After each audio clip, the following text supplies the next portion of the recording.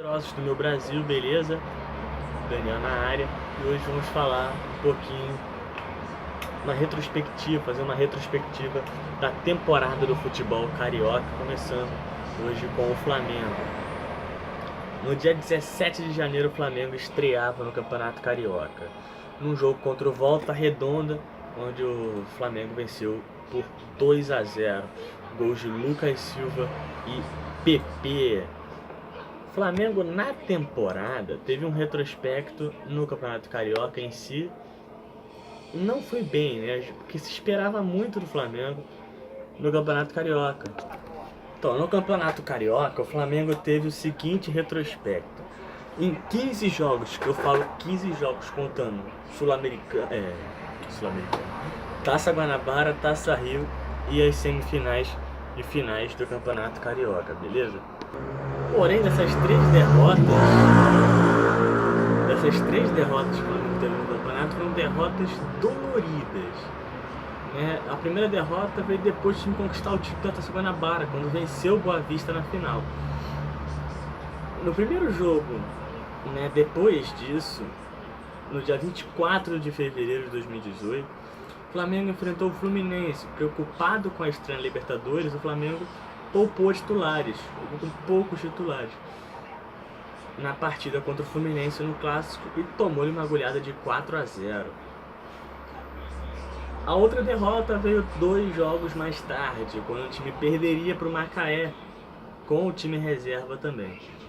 Aí com o time titular, já pela semifinal do Campeonato Carioca, a outra derrota foi para o Botafogo, onde Carpegiani e companhia foram demitidos. Aliás, falando do Carpegiani, né, ele foi contratado em tese inicialmente para ser diretor da equipe do Flamengo. Mas como o Flamengo não conseguiu acertar com Abel Braga, que na época era treinador do Fluminense, o Flamengo decidiu permanecer com o Carpegiani até o jogo contra o Botafogo no dia 28 de março. Antes disso, o Flamengo na Taça Guanabara havia jogado 7 jogos, certo? E de forma invicto foi campeão da Taça Guanabara com 6 vitórias e 1 empate no jogo contra o Vasco. Na Taça Rio já não foi tão bom assim, certo? O time ficou na posição não tão boa, vamos dizer assim. Foi eliminado na semifinal para o Fluminense, um jogo 1-1. No Campeonato Brasileiro, o Flamengo... No Campeonato Brasileiro não, na Copa do Brasil, né? Às vezes eu confundo um pouquinho. Na Copa do Brasil, o Flamengo teve 6 jogos, né? Como jogou a Libertadores, teve uma campanha, entre aspas, privilegiada na Copa do Brasil, porque todos os times que jogam na Libertadores entram na Copa do Brasil apenas nas oitavas de final. O Flamengo, desses 6 jogos, venceu 2, empatou 3 e perdeu 1. O que não podia perder. O Flamengo começava sua campanha em busca do pentacampeonato, o tetracampeonato da Copa do Brasil, no dia 2 de maio de 2018, quando o Flamengo entrava em campo contra a rebaixada no ano de 2017, Ponte Preta. No primeiro jogo, fora de casa, em São Paulo, o Flamengo venceu por 1-0, gol de Henrique Dourado, o ceifador, né? Saudade de fazer isso ano passado, mas fazer o quê? Não tanta saudade, porque quando fazer do Fluminense eu vou entender por quê. O Flamengo venceu por 1-0 num jogo que foi totalmente dominado pelo Flamengo no tempo. No segundo tempo, a Ponte Preta teve mais chances e por muito pouco não conseguiu empatar. Mesmo com a vantagem do empate no primeiro jogo, do primeiro jogo, né, para o jogo do Maracanã, o Flamengo enfrentou a Ponte Preta de novo num jogo que foi pressão total do Flamengo o tempo todo. Quase 53 mil pessoas viram o Flamengo pressionar, mas não jogar bem. O que acabou acontecendo? Empate em 0-0 contra a equipe da Ponte Preta, e aos 42 do segundo tempo a Ponte Preta meteu uma bola na trave. Se aquela bola entra, a Ponte Preta levava o jogo para os pênaltis e quem sabe até poder ter se classificado. quartas de final e pedreira para o Flamengo. 2016, campeão da Copa do Brasil. 2017, campeão da Libertadores. 2018, campeão gaúcho e Recopa Sul-Americana. O Flamengo enfrentaria o seu adversário mais difícil na sua campanha na Copa do Brasil, o Grêmio, num jogo onde parecia tudo perdido no primeiro jogo, fora de casa, na Arena do Grêmio. O Flamengo tomou um gol no início do jogo contra o Grêmio, gol marcado por Luan no dia 1º de agosto de 2018, aos 38 minutos, né, no final do primeiro tempo, 32 minutos, o Luan marcou um gol. Tudo parecia que o Flamengo ia ter que resolver no segundo jogo no Maracanã com o apoio da sua torcida. Resolveu, mas não perdeu o jogo, o que foi bom para o Flamengo. Aos 49 do segundo tempo, no apagar das luzes, né, como dizem, cruzamento do René, Lincoln, que havia entrado no final do jogo, entra no lugar de Uribe, marca, faz Flamengo 1, Grêmio 1 na Arena do Grêmio. Apesar de ser um jogo maior do que seria nas oitavas de final contra a Ponte Preta, o público de Flamengo e Grêmio foi menor. 50 mil pessoas, né? Cerca de 3 mil pessoas a menos do que foi no primeiro jogo, contra a Ponte Preta no caso. O Flamengo ia pressionar o Grêmio, ou o Grêmio ia pressionar o Flamengo, ou ia ser um jogo equilibrado? A primeira opção é a certa. A expectativa era que o Flamengo fosse para cima do Grêmio. E a pressão não demorou para funcionar. Aos 5 minutos do primeiro tempo, bola lançada na área, Paquetá domina, Everton Ribeiro bate sem chance para Marcelo Groy. 1 para o Flamengo, 0 para o Grêmio. Grêmio que tentou pressionar, mas não teve nenhuma chance clara de gol assim. O Flamengo ficou até mais perto de fazer o segundo gol do que o Grêmio de empatar o jogo e levar para os pênaltis. Depois de passar pelo Grêmio, o Flamengo enfrentava o Corinthians. Para muitos, o Flamengo era favorito, não só por ter, né, um time melhor do que o Corinthians no papel, pelo Corinthians ter perdido muitas peças importantes que conseguiu do último título brasileiro, em 2017. O time do Flamengo vinha em melhor momento na equipe do Corinthians, que vinha em uma indefinição de técnico. Jair Ventura acabava de chegar na equipe do Corinthians, vinha de um trabalho ruim pela equipe do Santos. Você pensa, o Flamengo é favoritaço. E melhor, primeiro jogo contra o Corinthians no Maracanã. Mais de 48 mil pessoas foram ver a partida. Mas um fato curioso, né? Em jogo de semifinal, teve quase 10 mil pessoas a menos, né? O Flamengo e o Corinthians teve quase 10 mil pessoas a menos do que umas oitavas de final no jogo contra a Ponte Preta, onde o Flamengo já tinha decidido no primeiro jogo a sua vaga. Um jogo ruim, né? O Flamengo pressionava, mas o Corinthians parecia que ia botar 80 jogadores lá atrás. O Corinthians não quis atacar, deu campo pro Flamengo, o Flamengo atacou e Cássio foi o responsável por deixar o 0 a 0 no placar. O segundo jogo, um jogo que seria um jogão, e foi. A grande pergunta que a gente ficava: o Corinthians vai dar campo de novo pro Flamengo, mesmo jogando em casa? Não. O Flamengo até começou pressionando, mas aos 14 minutos, num cruzamento de Matheus Vital, Danilo Avelar abriu o placar para a equipe do Corinthians, fazendo 1 para o Corinthians, 0 para o Flamengo, levantando mais de 45 mil pessoas na Arena Corinthians.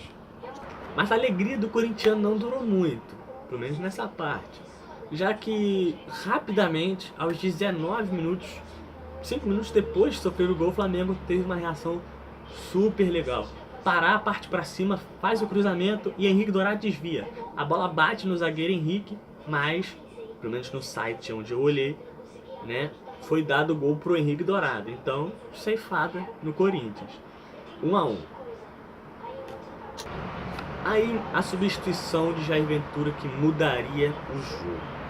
Aos 23 minutos do segundo tempo, Pedrinho entrou no lugar de Cleison, que fazia uma partida relativamente ruim pelo que havia feito na temporada, vamos dizer assim. Pedrinho, em menos de 1 minuto, resolveu todo o jogo, eliminando o Flamengo, marcando um golaço de fora da área, sem chance para Diego Alves. Um detalhe é que Lembra quando eu falei da demissão do Carpegiani? Então, aquela pergunta ficava nos bastidores do Flamengo. Contrata o treinador, não contrata o treinador. O Flamengo estreou. O último jogo que o Flamengo fez no Campeonato Brasileiro, né? O primeiro jogo do Campeonato Brasileiro foi o primeiro jogo depois da demissão do Carpegiani. E é aí que a gente entra no Campeonato Brasileiro, certo? O Flamengo fez um jogo de estreia contra o Vitória no dia 14 de abril de 2018, óbvio. O Flamengo empatou por 2-2 de um jogo muito polêmico. Porque com menos de um minuto de jogo, o Flamengo abre o placar com o Lucas Paquetá, se não me engano foi o gol mais rápido do Campeonato Brasileiro. Gol da primeira rodada. Só que aí aos 13 minutos começa a polêmica.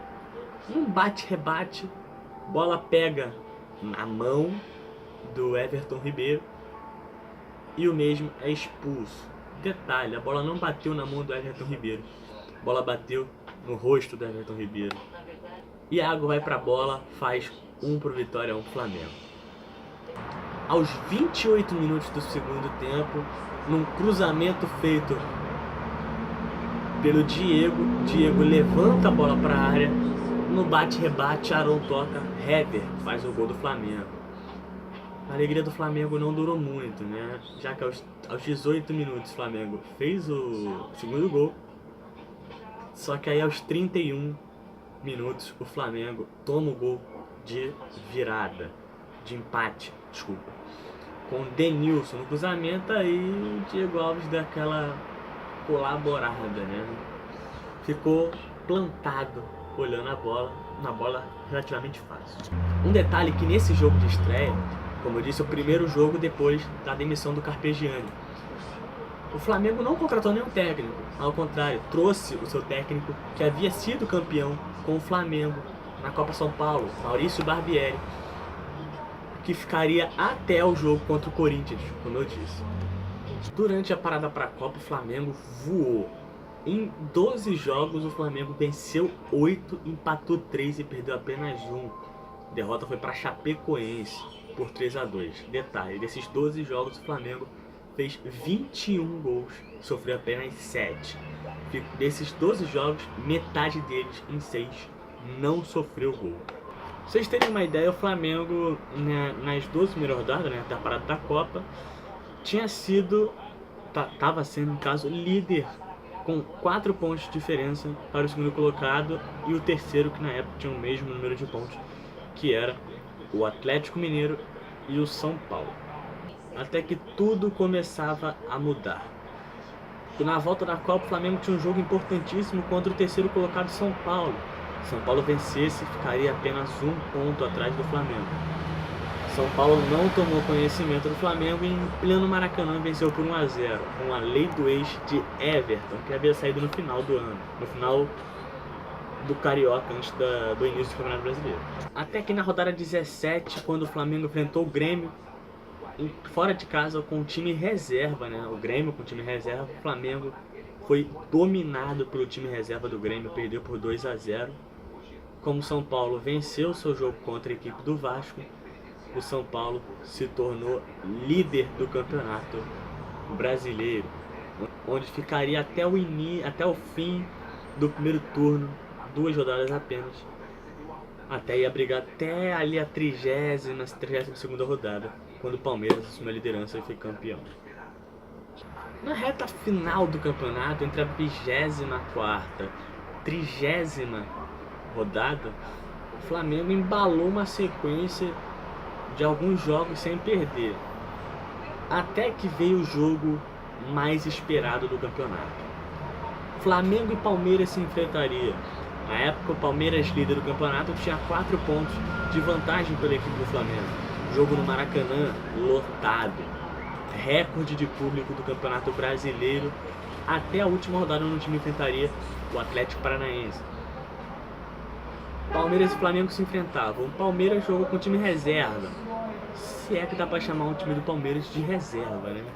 Dá pra se chamar, por exemplo, jogadores como Luan, Vitor Luiz, Guerra, Johan e Borja como reservas, por exemplo.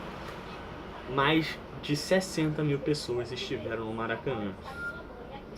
Primeiro tempo fraco, tecnicamente, até que aos 5 do segundo tempo, o craque do campeonato, Dudu, abre a lata do Mengão, abre o placar do jogo, 1 Palmeiras, 1 Flamengo, 0 Flamengo. Até que, né, aos 23 minutos do segundo tempo, Marlos Moreno entrava no lugar de Vitinho, que fazia uma partida horrível. Aliás, é um fato que a gente vai falar daqui a pouco sobre as contratações da equipe do Flamengo.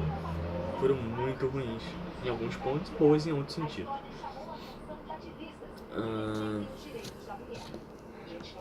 Lembrando que aí, né, como eu disse, o Barbieri foi demitido, Dorival Júnior assumiu o time faltando 12 jogos. E que 12 jogos? Em 12 jogos o Dorival só perdeu 2 e venceu cerca de 9 partidas, se eu não estou enganado. Lembra que eu falei do Marlos Moreno? Era improvável, 3 anos sem fazer um gol. Chega lá, 36 do segundo tempo, marca, abre a lata do Palmeiras, faz 1 a 1. Você acha que ficou bom, né? Não. Poderia ter ficado muito melhor para a equipe do Flamengo se Lucas Paquetá, aos 43 do segundo tempo, tivesse uma chance na boca do gol, na pequena área, cara a cara com o goleiro, zagueiro tava batido, Paquetá isolou, mandou, como diria Luiz Roberto, lá em Uberaba, em Minas Gerais. Para fechar a Libertadores, o vídeo tá ficando um pouco longo, mas vamos fechar com a Libertadores. O Flamengo, num grupo relativamente difícil, onde tinha Santa Fé da Colômbia, Emelec do Equador, que era carrasco do Flamengo lá em 2012, e o campeão River Plate. O Flamengo estreou contra o River Plate no dia 28 de fevereiro. Por causa da final da Sul-Americana, os torcedores, né, fizeram uma besteira, como a gente fala, né, para não falar a palavra certa que eu ia falar, né, a time acabou pegando 2 jogos com portão fechado, ou seja, jogos contra River Plate e Santa Fé foram fora de casa, vamos dizer assim, porque jogo em casa, sem torcida, pra mim não é em casa, vamos combinar. O Flamengo empatou em 2 a 2 contra o River Plate no jogo de ida. Venceu o Emelec fora de casa, um show de Vinícius Júnior. Em casa, contra o Santa Fé, deu mole e acabou empatando em 1 a 1. Fora de casa, em jogo polêmico, com o Giovani fazendo gol no final do jogo, mas o juiz anulando, porque, segundo o juiz, ele terminou o jogo. O Flamengo empatou em 0 a 0. Assim como empatou na última rodada contra o River, lá no Monumental de Nunes, já classificado, porque antes havia vencido com o show de Everton Ribeiro o Emelec. Nas oitavas de final, o jogo contra o Cruzeiro, que vinha sendo o atual campeão da Copa do Brasil e é atual campeão da Copa do Brasil também nesse ano. O Flamengo foi eliminado no primeiro jogo, vamos dizer assim, né? Porque dentro de casa perdendo por 2 a 0. Mesmo com a vitória por 1 a 0 em Minas Gerais, não foi suficiente para o Flamengo se classificar. Mesmo terminando a temporada no banco de reservas, Henrique Dourado foi o artilheiro do Flamengo na competição. Dourado chegou com status de artilheiro, status de craque, já que no último ano, em 2017, foi artilheiro do Campeonato Brasileiro pelo Fluminense, um dos destaques da equipe tricolor. Contratado por cerca de 16 milhões de reais, com certeza o Fluminense guardou muito bem esse dinheiro, tá rindo até agora. Além disso, o Flamengo também contratou Uribe, Vitinho, contratação recorde da equipe da história do Flamengo, 42 milhões de reais. Além disso, gastou dinheiro também no ano passado, no caso, com o Diego Alves. Marlos Moreno foi outro que chegou.